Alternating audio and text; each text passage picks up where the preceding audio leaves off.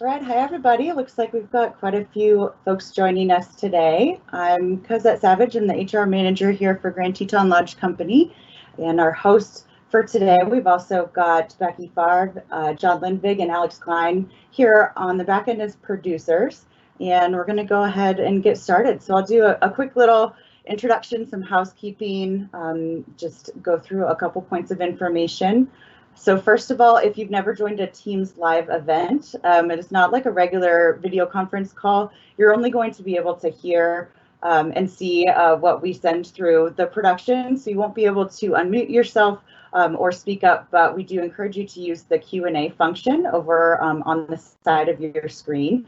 So with that Q&A, you'll be able to enter in questions, and then we'll push those through so that Alex can answer them towards the end of his discussion. We do review those and ask that you please provide your name just so we know who we're speaking to. And if you see a question that you think is interesting, go ahead and give it a like, and that will push it up to the top of the list and make sure that we get those answered for you. So jumping in here, we have another live event scheduled. This is our very first one. We're really excited to start doing this program to connect with you all before you get here for the summer. So today is going to be pretty high level with Alex and talking about his experience here at Grand Teton Lodge Company and what to sort of expect this summer. So we did receive a lot of questions in the form for housing, which is great. But I do want to say that the next event is going to focus more specifically on housing. So please be sure to join us for that. But if in the meantime, if you have an urgent question, you can reach out to that team at gtlchousing@vailresorts.com. And they check that daily and can get back with you and get you some assistance there. So with that, I'm going to go ahead and pass it over to Alex Klein here in a moment, and he'll get started.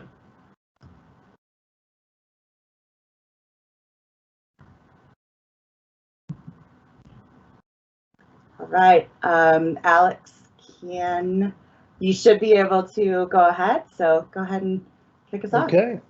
Well, thank you, Cosette. Hello, everybody. I'm Alex Klein. Thank you for the introduction, Cosette. And I'm not surprised that you're probably more interested in where you're going to live and what housing is going to be like this summer than maybe you are in getting to know me and learning a little bit about the summer. But you're going to have to wait till next week and then save up your really, really tough questions for John Lindvig. And John, I know you're listening, so good luck next week. But for everybody, welcome to Grand Teton Lodge Company, Flag Ranch Company. I know that there's about 60 people on right now. I'm sure some of you I know and some of you I look forward to meeting, but I am the Vice President and General Manager of Grand Teton Lodge Company and Flag Ranch.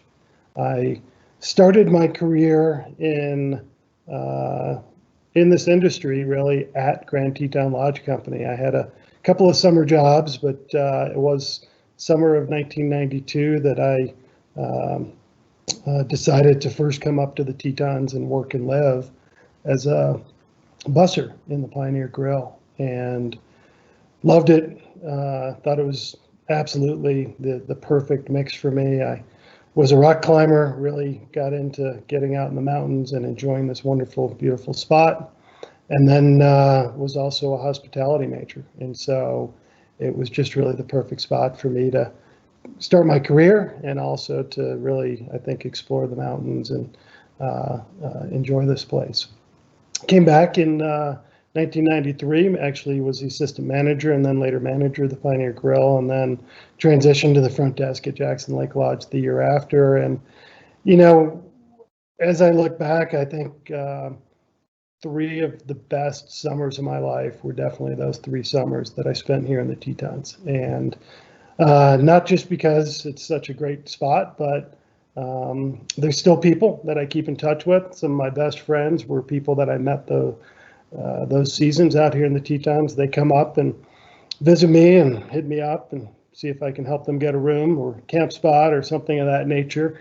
But it's great to see so many people come back year after year. And then every now and again, I'm walking through the lobby and somebody recognizes me and says, "Hey, I worked with you in 1992, 93, 94.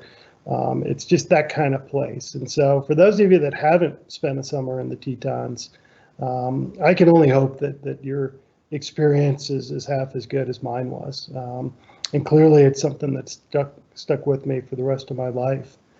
After I graduated from school in 1995, I went out in the real world for about 10 years and worked for a variety of different hotel companies, ran a private club, was in, I think, 4 different states, and then heard of this opportunity in the northwest corner of Wyoming to come back and join Grand Teton Lodge Company. And I never really thought that I would come back and work and live in the Tetons, but in 2004, 10 years after I left, I was given the opportunity to be the director of hotel operations. And just consider myself so fortunate to have kind of lucked into that. It was nothing I had ever really planned or thought could happen. I got a call from a recruiter. I was in Georgia. If anyone's from Georgia, great state, but not where I wanted to spend the rest of my life. It was just a little bit too hot and humid for me. And I just about melted out there in August. And so the opportunity to come back to the Tetons with, at that point in time, my wife, and then a few years later, our daughter, Evelyn, was born out here. And to be able to raise my daughter and have our family live and work here in the Tetons is pretty incredible. I served in that role for just about 5.5 years. And in 2010, I actually took an opportunity at a corporate office and moved to an area just outside of Brimfield, Colorado. Those of you that have worked for us before, or I think coming to work, recognize we're owned by Vail Resorts. And so I spent 3 years in the Brimfield office, traveling a lot and supporting the properties at the time, not just in the ski areas that we manage, but we actually also had several properties down in the Caribbean. And so I was flying to Jamaica and Dominican Republic and Miami and the Bahamas from time to time. It sounded great, right? Like those are great places to go visit, and I did visit it. But it meant a lot of time away from my family, and it's really not that fun going to Jamaica and spending most of your time in offices and meeting rooms. I always tried to at least get a red stripe and some jerk chicken, but you know, it was a different lifestyle, and my daughter was between the ages of 3 and 6 at the time. And so a few years later, I was given the opportunity to come back and serve in this role. So in 2013, I jumped at the opportunity to come back to the Tetons to take over as the vice president and general manager, overseeing all of the operations. And they're going to have to drag me out of here, guys. So if anybody is gunning for my job, you know, it's going to be a little while. Absolutely love this place, love the people I work with, and just consider myself fortunate to be here. I thought I would share before I talk about the summer season. One of the questions that was sent in was asking if I could share my most memorable or my favorite wildlife experience, and they're different. And so I'll share 2 wildlife experiences.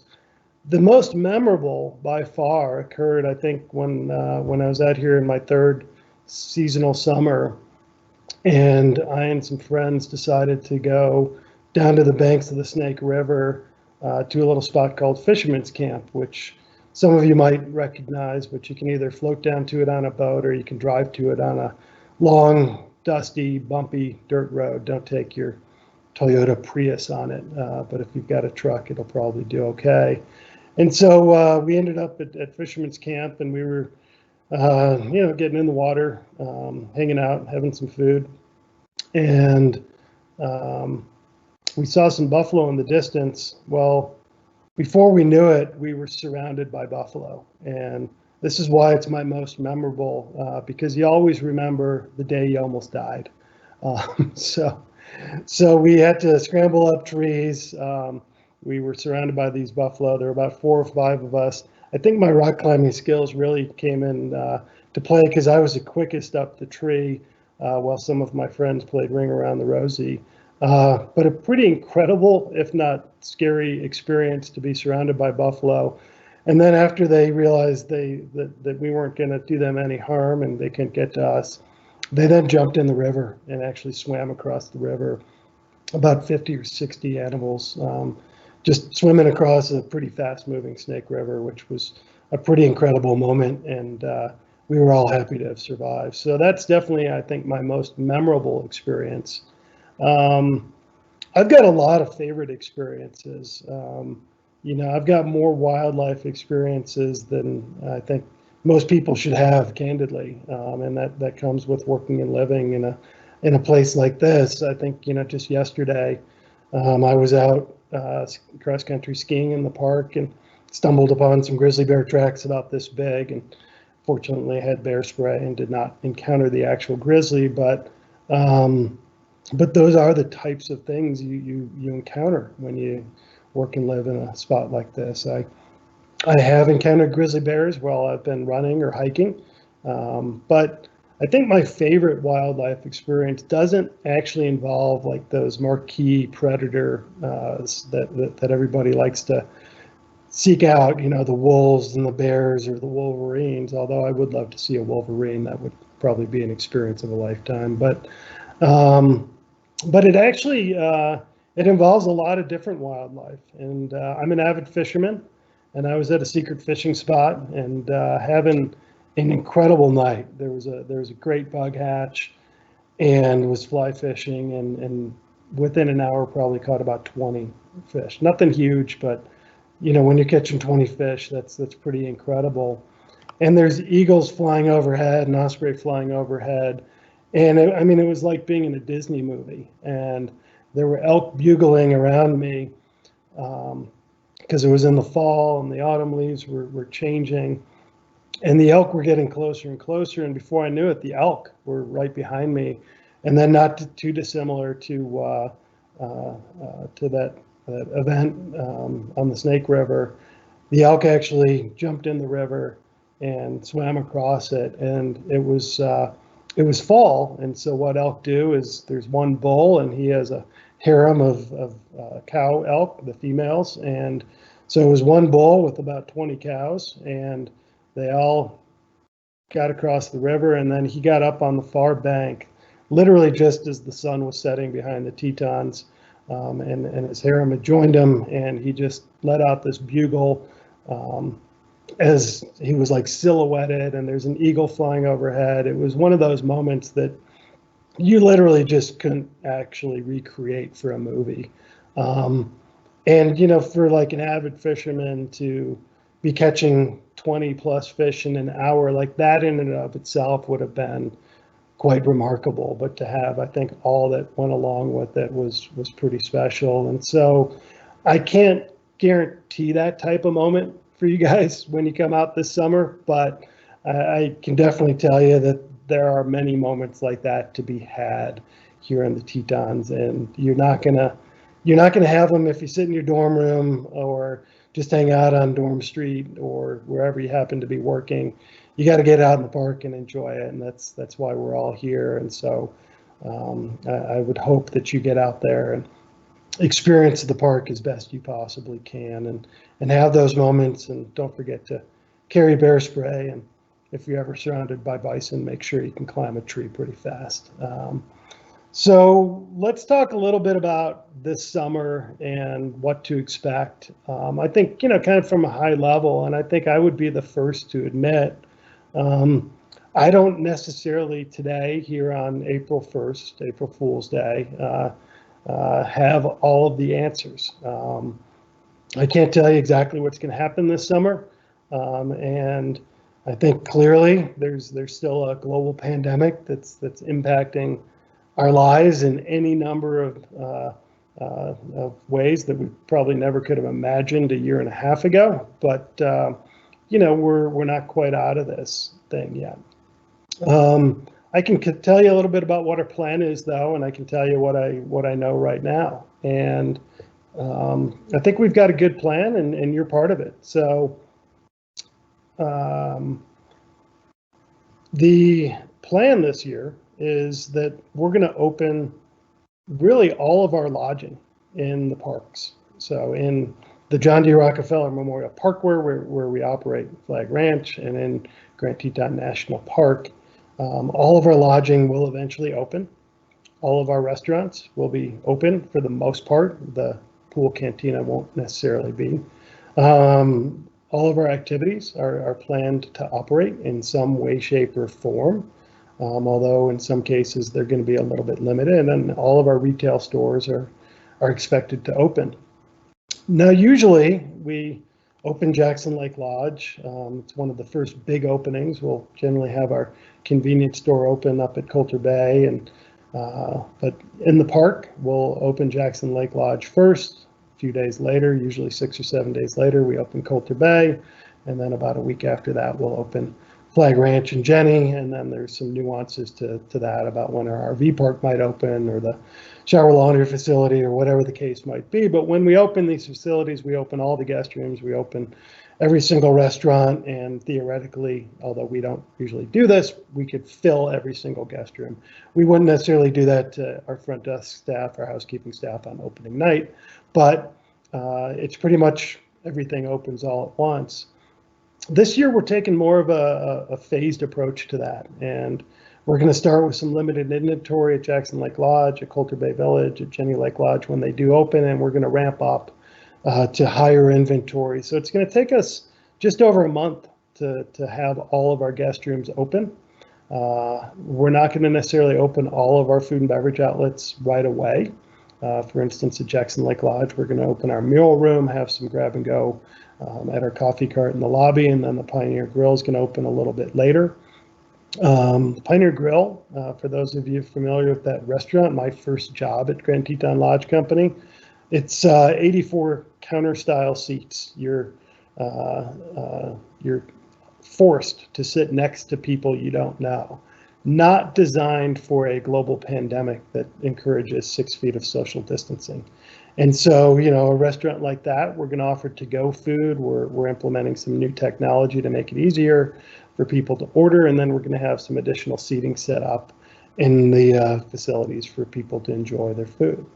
And then some of our activities are actually going to slowly filter in as we open. We're going to have some of our river activities, then we're going to layer in some of our horseback riding activities.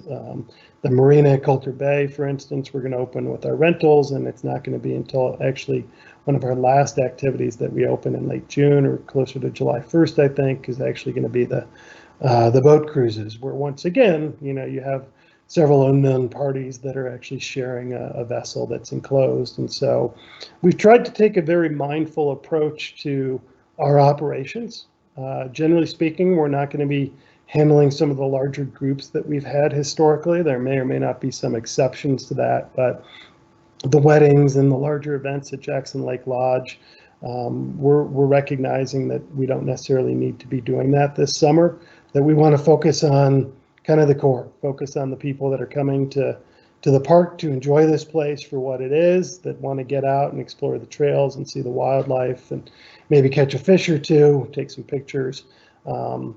And so our focus is not going to be on some of those larger group events that we've hosted at Jackson Lake Lodge in the past. We do think there's going to be some tour business coming through the parks. So for those of you that have historically been out here, you recognize there's a lot of bus tours that come through the park. There are some National Park Service regulations currently in place limiting the size of those, the number of people that can be on buses. And so we'll let the park continue to regulate that, and we'll play it by ear. But you know, we're not anticipating nearly as much of the international tour business that we've had historically. For those of you that have spent years in the past, a lot of those international tours have not spent the night with us, but they definitely come through, and I think every single one of them stops at Jackson Lake Lodge and at least uses our restrooms, if nothing else, but they also shop in our shops and eat in our restaurants too. It's usually a pretty quick trip. So it's going to be a little different. It's a transitional year, but I think we've got a good plan. I think we're trying to be mindful, and of course, the health and safety of our employees and guests is first and foremost in what we want to accomplish. We want to keep everybody healthy and safe. And I think, we've been living through this pandemic for over a year now, and we're all kind of getting sick of it, candidly. But at the same time, nobody wants to get sick. Nobody wants to end up in the hospital, and surely we don't want to see anything worse than that. And so, we're going to continue to, I think, put in place a lot of the mitigation measures we've had for the last year. And at this point in time, most of those mitigation measures are being mandated by the federal government. And so while we're in the state of Wyoming and we're in Teton County, we operate federal buildings on federal land. And so right now there is a mask mandate in all federal buildings and outdoors on federal land when people cannot socially distance. Those are set literally by the President of the United States. It was an executive order that he signed into the day he got into office. Not something that I have any power over, and it's a rule that we need to follow, and we need to make sure that we're enforcing. So we're all going to get used to our masks and continue wearing them for the summer season until we're told we don't need to do that anymore. And then obviously social distancing and so on and so forth. We're going to have plexiglass up, and we're going to have some enhanced cleaning, and that'll all be part of your orientation. So all that being said, I don't think that should come as any surprise. A lot of people have asked, are we going to relax the measures? Yeah, I think hopefully if things get better and the federal guidelines relax, we're going to evaluate the local situation as well and do what we think is right. But we don't want to necessarily do this forever.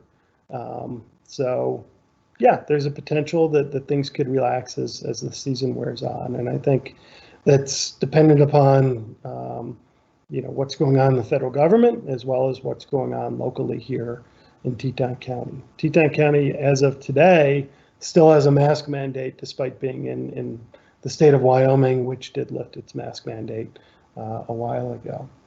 So somebody asked a question about, well, how does this compare to last year?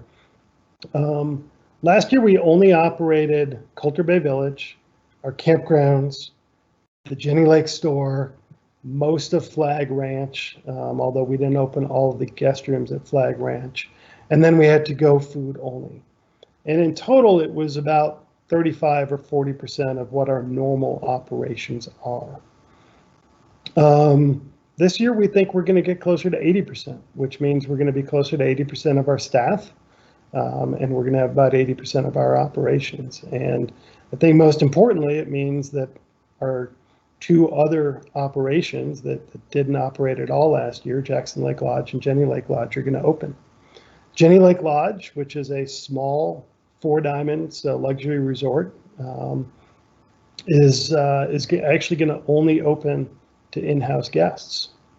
And that's going to be very different than how it's operated in the past. But we just don't have the space in the lobby to allow for the distancing between people, to allow people to come in from off the street, so to speak, to dine in the restaurant down there.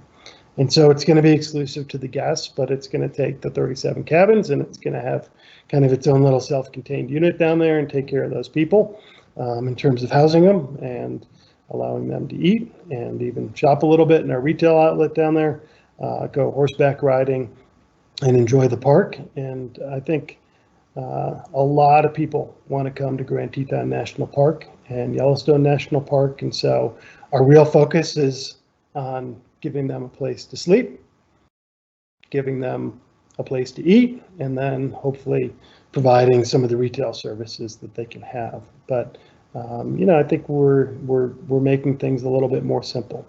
Our activities are expected to operate, but some of our meal activities we traditionally have offered, like a lunch or a dinner float trip, or a breakfast or a lunch or a dinner cruise out on the lake. We're not going to be offering those in the same way that we have in the past. So it's going to be a little bit different. We recognize that it's going to impact the guest experience. I would say that maybe the most controversial call that I was asked to make in conjunction with other people was to not open the pool at Jackson Lake Lodge. And, I think part of that has to do with the fact that we just don't have, we're having to restrict the number of employees we have because we need to keep some rooms open for quarantine and isolation, as the case might be, and not have as high a density. So, to hire 10 or 12 people. And then we also have experience from some of our other resorts that we've operated that pools can very easily get overrun. And I think we also know that the last people that are going to get vaccinated are going to be kids. And kids happen to like the pool, and they also don't like being told what to do. So, it's tough to make these calls, but I think it should be a good experience for our guests. It should be a good experience for our employees. Our approach, I think, is to probably be a little bit more conservative at the beginning of the year as people are arriving. That's one of the higher risk time periods as people, our employees, are arriving from all over the country and in some cases other parts of the world. And so, we're going to be doing some testing upon arrival. We're going to try to keep people as distanced as they can until their test results come back. And, just make sure that we don't end up with an infection that spreads within the employee population. I can see that there's a question from Claire about vaccinations, which was another question we received, and I think it's a great one.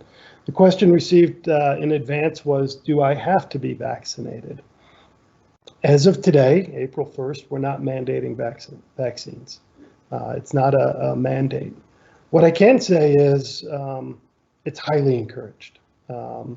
Our employees live, and you will be living in dormitory style housing with a roommate, maybe even two roommates in some cases, whether it's a Jenny Lake Lodge or a Jackson Lake Lodge. We have some rooms that can accommodate more people. That is a relatively high risk scenario when you have people living together that didn't necessarily show up together, sharing bathrooms, sharing facilities. And look, this is a pretty social place. I spent 3 summers here, and you're interacting with your friends. You're going on hikes, you're going camping. This is not going to be the summer of dorm room parties. Like John will go over that next week. We're not going to be having any dorm room parties, things of that nature, but it is still a social experience, and we don't expect everyone to just work and get off and go to their rooms and sit by themselves and read. Like, that's not the experience that I think you're looking to have. And so vaccines play a very, very critical role in preventing the spread. I think they're proven to reduce the spread. And so it's not mandated, but I probably can't stress enough. If you have the opportunity to get a vaccine before you show up, get it. If you have the opportunity to get the first shot of a 2-shot regimen, whether it's the Pfizer or Moderna, get the first shot, and we're working with Teton County to make sure that you have access to the second shot. You can even pre-register to get that second shot at Albertsons or Smith's if you want to have that guaranteed appointment. They're doing that right now as of today. And in regards to Claire's question about the priority, I have been on the phone with everybody in the state that has anything to do with vaccines, including the governor himself. And there is a very, very strong knowledge that the seasonal employees for not just Grand Teton Lodge Company, but the seasonal employees that are coming to this area, whether it be Jackson or Teton County in general or up in Yellowstone, are some of the highest priority people because they do live in dormitories, which is part of a priority group because it's considered congregate housing, and because these facilities perform such a vital role in the park. We have been assured by Teton County that they will be able to supply vaccines for all of our staff. We're right now working on some of the logistics. We may be in a situation where we need to get some people to the town of Jackson to administer those vaccines. If that's the case and people don't have their own transportation, we'll be working on getting it for them. And we are thinking that there's probably going to be a few pop-up clinics here in at Jackson Lake Lodge, if not potentially at some of our other locations during some of our larger arrival time periods. A little bit to be determined on the exact how, but absolutely, we will make the vaccine available through Teton County in the state of Wyoming very quickly after people arrive. And we are requesting to the greatest extent possible to have the single shot Johnson & Johnson vaccine available, because that's the quickest and easiest way for people to get vaccinated, especially for those of us that live a little bit more remotely here.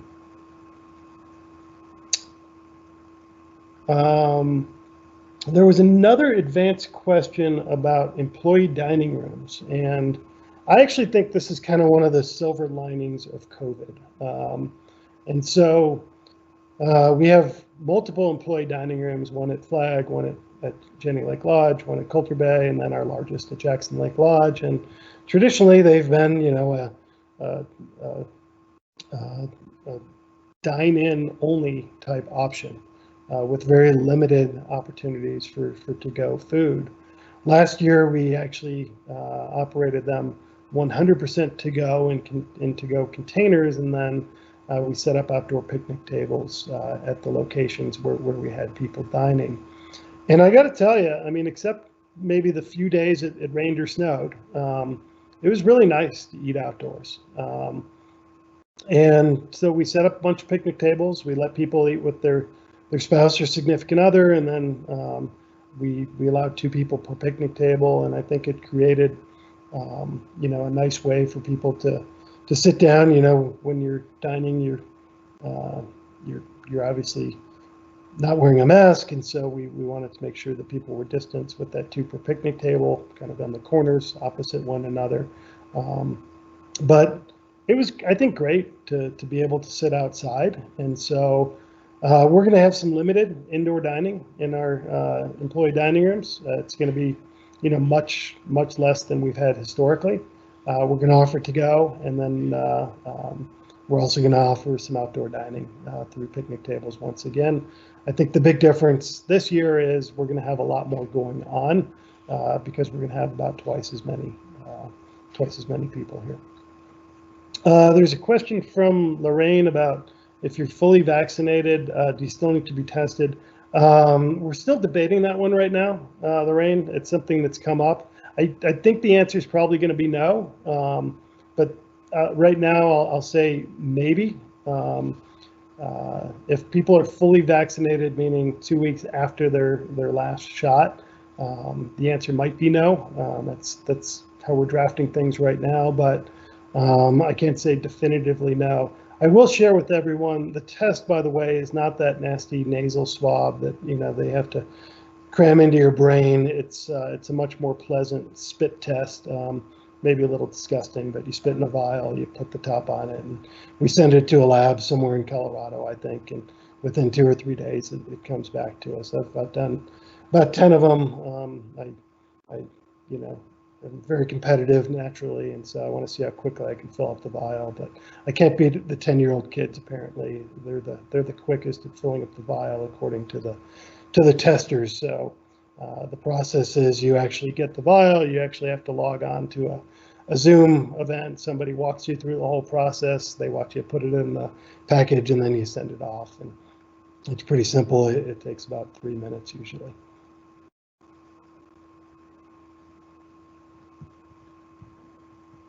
So it looks like those are the only questions we've got right now.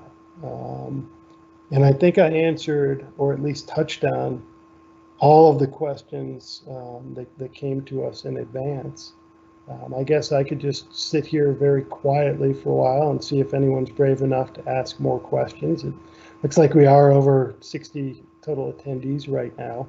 But I think I can give everyone a minute or two to see if they can come up with any more questions. Feel free to try to stump me.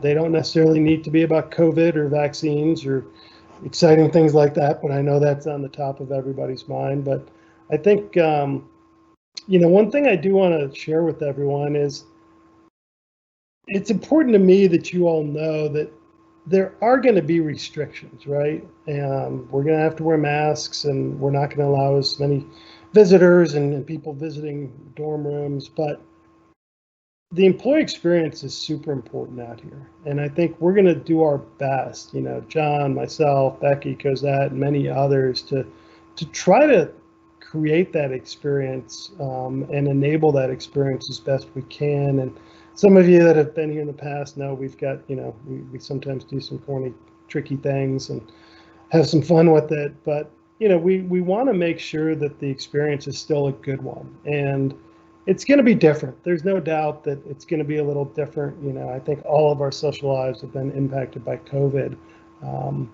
But we are going to try to enhance some of the outdoor activities. I think generally speaking, outdoors is good, indoors is not as good. We're going to try to make, some different activities available. And then, like I said, assuming, and this is a big assumption, but I think it's logical, as more people get vaccinated, as the number of cases come down, as things improve, hopefully it allows us to make some decisions that allows us to be a little bit less restrictive. Once again, I think we're going to make decisions that hopefully are, in the best interest of keeping people healthy and safe. But we also recognize that people's mental health is important too. And they need to be able to interact with other people. They need to be able to have good experiences. And I think we're trying to find that balance point. And I think your feedback is going to be important as we kind of go throughout this process. And like I said, as people are arriving, we're going to be a little bit more conservative in hopes that if we get off to a good start, that we can hopefully end up in a better spot than where we began. It looks like there are a few more questions coming in here. So I'm just going to take a quick second here to go through them. Let's see here.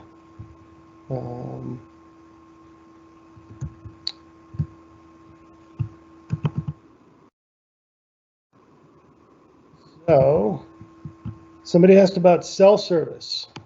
Wi-Fi service may soon be coming to Flag. Elmer, I have good news. And yes, cell service is definitely coming to the park. We expect that early in the season, if not before the opening of most of our properties, that cell service is going to be greatly improved. They put in towers at Coulter Bay Village, Jackson Lake Lodge, Flag Ranch, and Jenny Lake Lodge. So cell service should be dramatically improved, or in the case of Flag, merely existent. And Wi-Fi in some cases is being improved, but it's not so much going to improve the Wi-Fi, but I think we kind of expect to have 5G cell coverage in a lot of areas. And so in some cases, the Wi-Fi is going to be a little bit irrelevant. So let's see, we've got another question here. I'm going to go to Claire. What's my favorite hike? I think it depends on the time of year, but I would say if you can hit the wildflowers, Huckleberry Lookout might actually be one of my favorite hikes out there. And that's up actually near Flag Ranch, and I was here for about 15 years and had never done it. But I'd say there's a lot of really, really good hikes out here. Lake Solitude is one I try to do just about every summer because it's also pretty spectacular. And there's something exciting about jumping in a 42-degree lake at the end of your hike. It's kind of cool. Christy asked about, is there a plan for rendezvous, or will that not be an option? It's always the best time. And Christy, I think in the spirit of difficult decisions, we're not planning a rendezvous right now. The rendezvous, for those of you that don't know, is our mid-season party. It is always a good time. We didn't have one last year. And we don't think we're going to be in a place to have a 500 or 600 person event this year for two reasons. First of all, it might not be something that we can allow distancing for. And second of all, because we're not going to be doing the events that we usually do, we're not actually going to have a large banquet and catering team. So we're going to lack some of the team to do that. Now, that being said, I would hope that we get to the end of the season and we can throw a pretty good employee party at the end of the season. And I think that might be wishful thinking on my part, but I think we can probably rally to make something happen. If the conditions allow us to do something like that, I think we would work with the staff that we have, even though we don't have that traditional banquet and catering team. I can probably 10 bar. We'll see how that goes. But right now, no plan for the rendezvous event. Will Teton National Park require reservations to enter the park? No, that's not the case. One big change this year is that we actually worked with the National Park Service as well as Forever Resorts that runs another couple campgrounds, and we did institute reservations for our camping. So we run in total over 1,000 campsites between our locations. Forever Resorts runs another couple hundred, and the majority of those used to actually be first come, first serve, and so those actually saw very high demand, long lines of people waiting, in some cases hours, if not overnight, for campsites. We instituted a reservation system to try to make that a better experience, but for right now, the park is not going to have any kind of reservation system. That is something they've done at other parks, so I think it's a good question. The way you visit the Tetons in Yellowstone is a little different than the way you might visit like a Zion, that I think is doing some reservations where it's kind of one way in, one way out. There's a lot of crowding. It would be very, very challenging to, I think, restrict the access. Yellowstone has 5 entrances in 2 different states. The Tetons has really 3 entrances, but 2 primary entrances on highways, and then you could always maybe sneak in the back entrance up Grassy Lake Road by Flag Ranch between the 2 parks, which is a 37-mile dirt road. Once again, don't take your Prius on it, but just 2 big parks that most people try to coordinate their visits, and I think logistically might be too difficult to put together. Michael, from down at Jenny Lake Store. Hi, Michael. Nice to see you again, or hear from you again. Asked about, are we still going to be limiting the number of guests in retail stores? We do plan to start the season that way. The federal guidelines right now has given us some guidance on limiting access, but we did actually invest in some technology that can actually help us in limiting and counting the number of guests. And we do think we're probably going to be able to have a few more people than we had last year. The Jenny store, probably one of the tougher areas, but we do anticipate at least opening and starting out the season with some limitations, particularly at the Jenny store and at the Coulter Bay Grocery and Gift Shop, where we had some limitations last year, but we did upgrade our software so that it does some automatic counting, and it can actually we can put some screens out in front of those facilities and let people know when they can enter, when they can't. Any employee discounts for the tram or Jenny Lake boat to save hiking miles?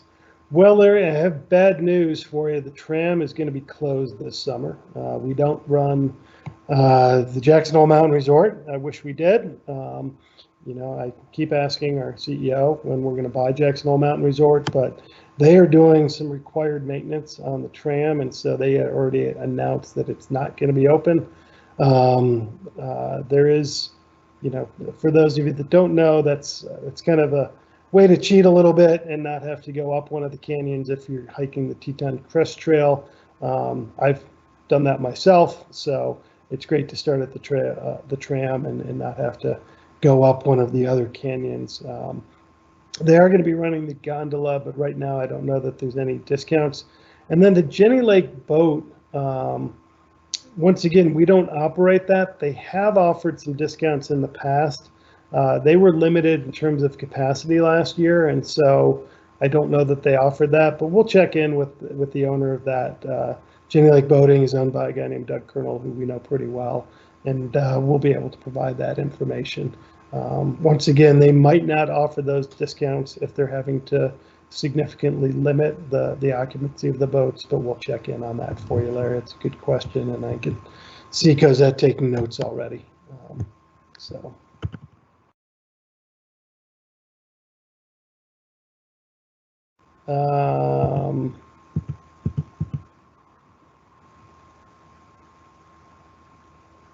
Ron Neville is asking if I'm a little sunburned.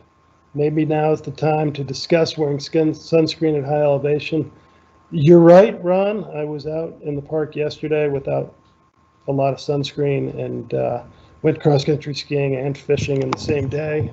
Pretty good day. I took the day off.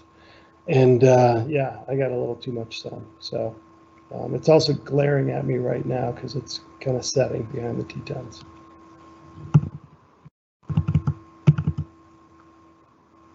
What is the one thing someone must do who has never been to the Grand Tetons? There's not just one thing. I think that's part of the problem. Is I think you come to the Grand Tetons and there's so much to do. That's why it's actually rumored to be the most revisited park in the national park system, because a lot of people come out to the Tetons focused on Yellowstone, and they spend like one day in the Tetons and they realize they have to come back. But what I would suggest is get up early in the morning and watch the sunrise. I think a lot of people are taken by sunsets. They're a little easier to see. In the middle of summer, sunrise is pretty early, but sunrise is my favorite time in the park. Go down to Schwalbacher's Landing, go to Swim Beach, go to some location and watch the sunrise over the Tetons. It's something that just about anybody can do. I think depending upon your skill level and your confidence. Look, I mean, I think it's great to get to the top of a peak, but make sure you know what you're doing. Don't go early season. There's a lot of snow and it's easy to slide around, take the Exum course. I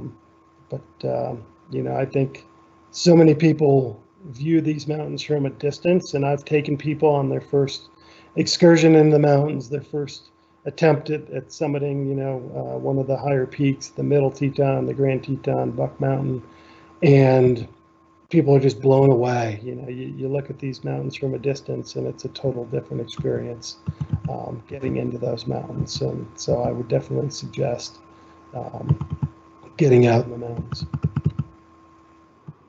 Is the preferred color for masks? At this point in time, no. I think plain colored masks, we're going to provide surgical masks for people that don't have them, disposable surgical masks. It's just the cleanest, easiest way to do that. We've actually had several of those donated, and I think we have 75,000 arriving tomorrow. So if you want to wear your own mask and wash it on your own, that is encouraged. Environmentally, it's the right thing to do. I'd say a neutral color.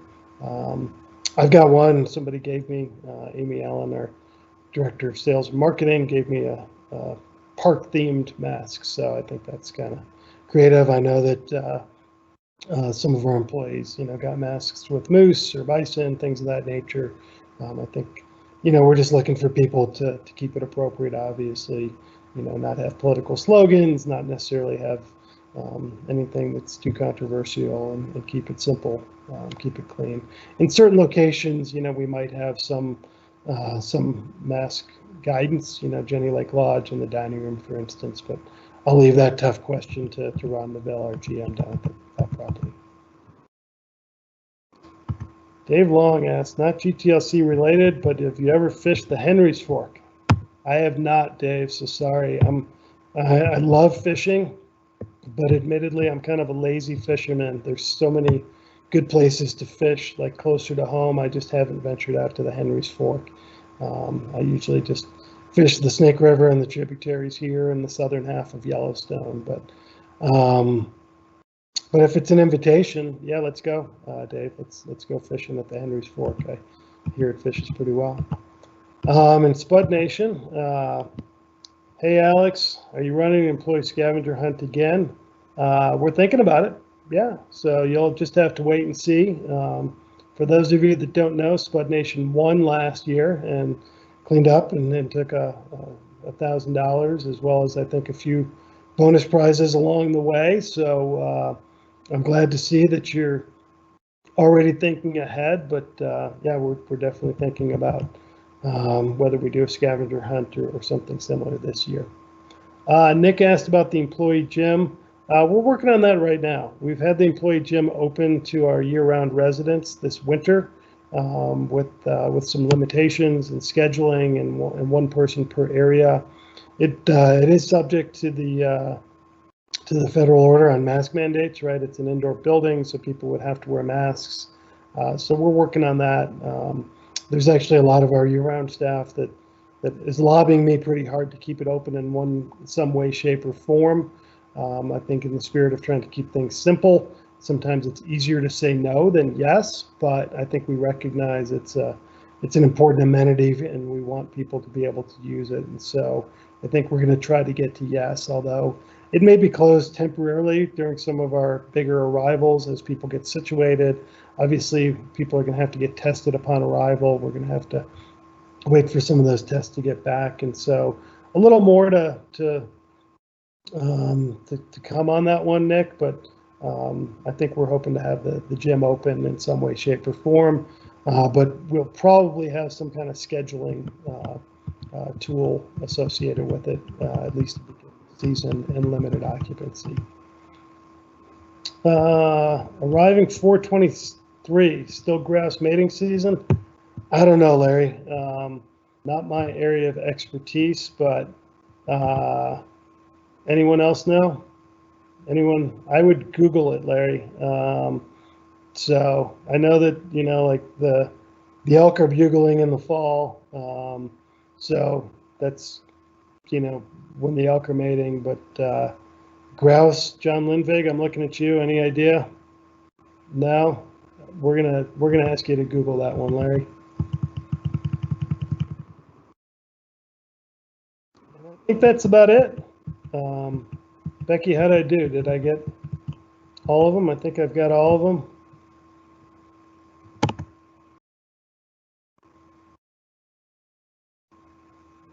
Amy asked if we arrive early to the area, will we be able to get to the park for free? Generally speaking, no. I mean, I think once you become an employee, we give you a sticker that you put on your card. But if you're going to be here a week early and you're not an employee yet, you're not going to be eligible to get a sticker. So if you arrive, just a small detail, like if you arrive and you're coming in, obviously you don't have a sticker before you arrive, let them know you're coming to work at Grand Teton Lodge Company. They'll let you in the gate for free, but if they see you day after day and you keep telling them that you're arriving, they'll probably figure it out. So Amy, I would say if you arrive a day or two early, you can tell them you're coming to work here and you're on your way. But if you're arriving a week early, you're probably going to have to pay for a park permit.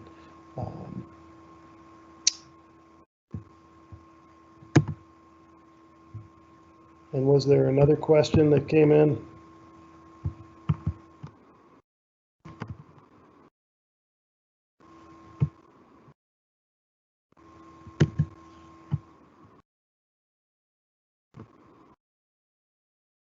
I can't find it here. If there is another one. Okay, Alex, we got one more question. We'll go ahead and make this our last question if that works for you. It's the last one that's come in. Will the Whistle Pig be serving to-go food from their menu? Was our last question. Yeah, it's planned 5 to 11 p.m. I think. So, yep. As a matter of fact, I think Pete Newborn is one of our first arriving employees. So Pete, if you're on, yep, plan is to open the Whistle Pig actually as a kind of makeshift employee cafeteria for some of our earliest arriving employees, and then it'll be operating I don't know the exact date, but right around May 1st-ish, with to-go food available from 5 to 11 p.m. We're not opening the Whistle Pig for beverages at this point in time, and it's just going to be to-go food, but that's the plan. Well, thank you, everybody. I appreciate the engagement. I appreciate the questions. I appreciate the time. And I see that while we peaked at about over 60 attendees, we're still at about 54. So thanks for hanging in there. I hope I answered all of your questions. Look forward to seeing many of you again, and also meeting those of you that are spending your first season in the Tetons. I hope this was helpful, and please take the next week to think of tough questions to ask John Lindvig as you discuss housing and the employee experience with John and Becky next week. So great to meet everybody. I look forward to seeing you soon. It's hard to believe, but less than a month until some of our first employees arrive. So thanks for taking the time. Have a good night.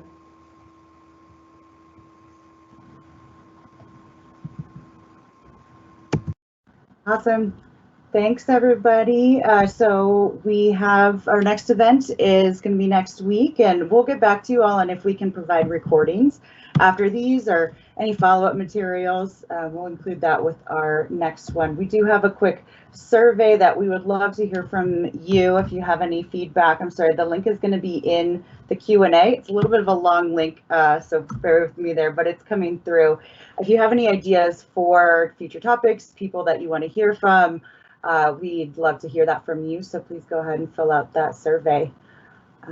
Otherwise, thank you all so much for the time and all the great questions, and also to our presenters and facilitators for helping to manage those, field those questions. So we really appreciate your time, and it was a great first event for us, so we'll hopefully see you next time.